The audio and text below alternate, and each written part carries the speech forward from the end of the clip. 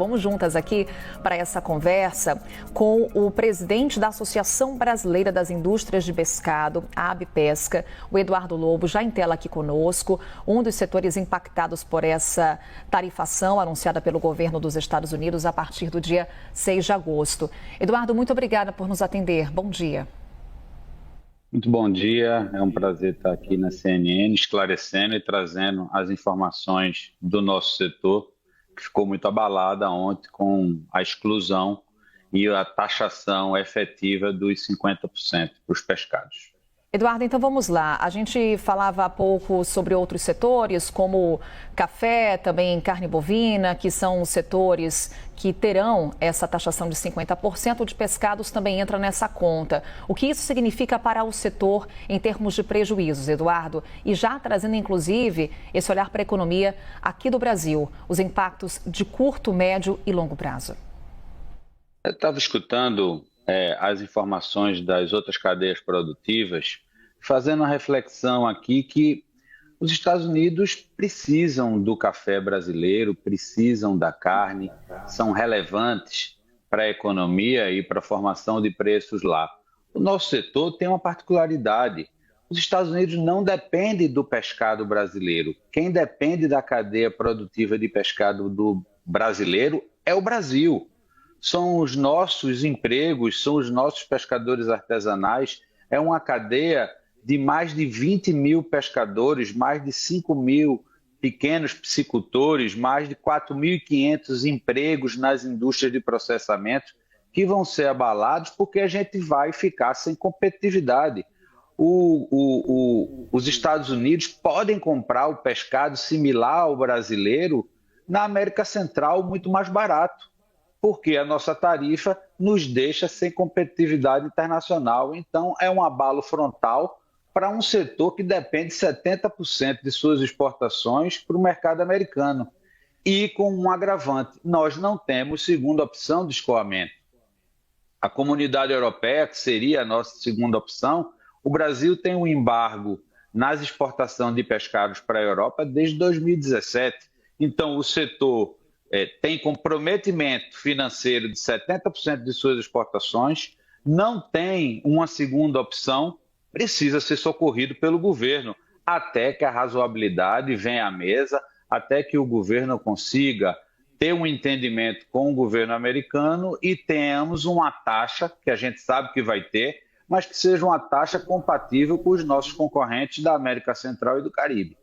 Eduardo, antes de passar a palavra para a Isabel, só para entender, qual que é o tamanho da relação comercial do setor com os Estados Unidos? Olha, para você ter ideia, a nossa perspectiva e projeção de 2025 era de 600 milhões de dólares de exportação total.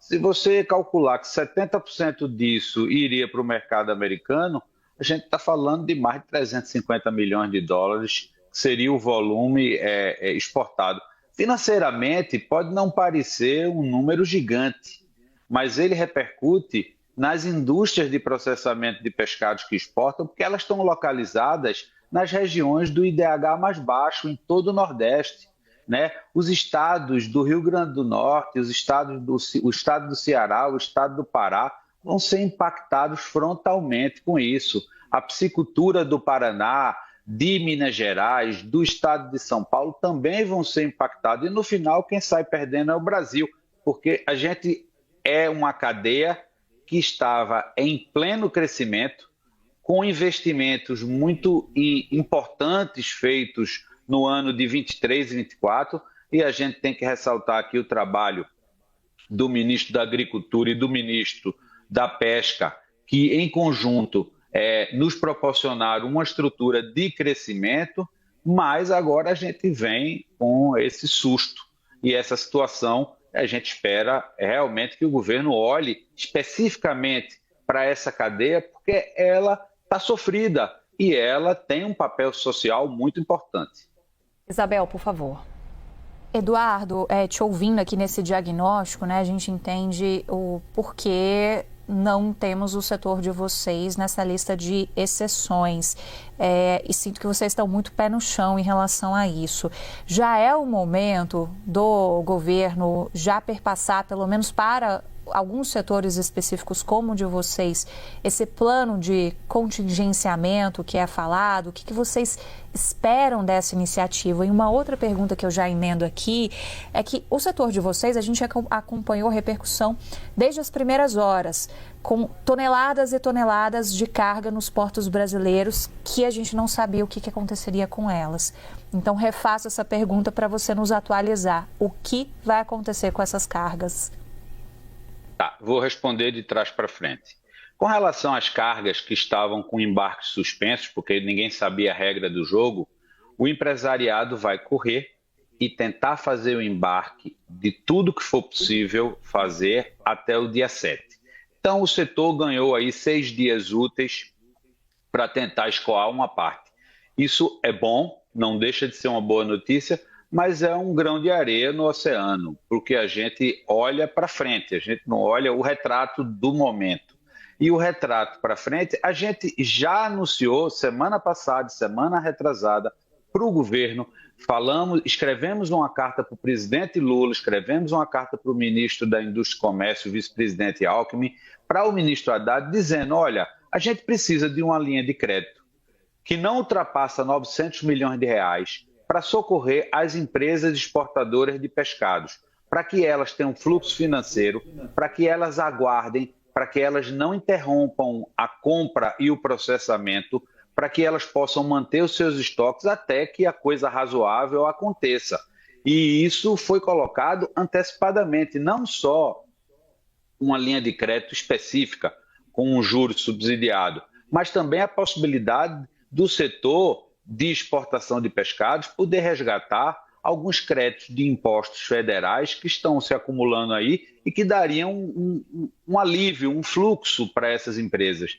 Hoje, o setor não tem para quem vender, está super estocado, os compromissos vão começar a acontecer, vencimentos de créditos de adiantamento de exportação, que são créditos que têm que ser pagos com exportação em dólar, folha, impostos.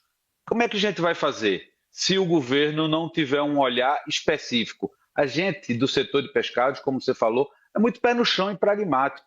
A gente quer manter a cadeia produtiva da gente de pé, mas a gente precisa, nesse momento, de um resgate, né? O governo tem que olhar para esse setor e nos dar esse resgate, que não é dinheiro dado, é dinheiro emprestado para socorrer quem realmente precisa. Eduardo, aí você reforça que o setor é pé no chão, é pragmático. Estamos a 6 dias do início dessa tarifação, né? Praticamente. Dia 6 de agosto terá início a vigência dessas tarifas de 50% sobre os produtos brasileiros, o que inclui o setor de pescados. Nesse momento, o setor trabalha com um cenário de otimismo de que negociações avancem e que o setor de pescados possa ser beneficiado com uma isenção ou pelo menos redução dessa tarifa? É pragmático, mas sempre otimista, né? A gente acha que uma solução razoável vai acontecer, mas a médio prazo, não a curto prazo. A gente também não acredita que vai haver isenção. A gente quer e torce para que o razoável aconteça, que seria uma equiparação às tarifas, às taxas dos nossos concorrentes da América Central. O Brasil tem uma relevância muito grande, tem uma relação diplomática com os Estados Unidos de mais de 200 anos. Há mais de 75 anos a gente exporta para aquele país. O produto brasileiro é querido na prateleira pelo americano, faz parte do cardápio dos restaurantes. Existe um hábito alimentar do pescado brasileiro, porque ele é saudável e tem uma segurança alimentar comprar pescados do Brasil. Então, a gente acha que uma taxa equiparada com as menores praticadas para os países concorrentes seria de bom tom e acho que é o que vai acontecer. Eduardo Lobo, ele é presidente da Abipesca, nessa conversa aqui com a gente, trazendo alguns cenários dos impactos desse tarifaço anunciado por Donald Trump. Há algumas isenções, mas o setor de pescados não foi contemplado. Eduardo, muito obrigada por essa conversa. A gente, claro, segue acompanhando aqui de perto essas negociações, esses impactos à economia brasileira e também ao setor de pescado aqui no Brasil. Um bom dia. Bom dia, agradecemos e torcemos por melhores dias.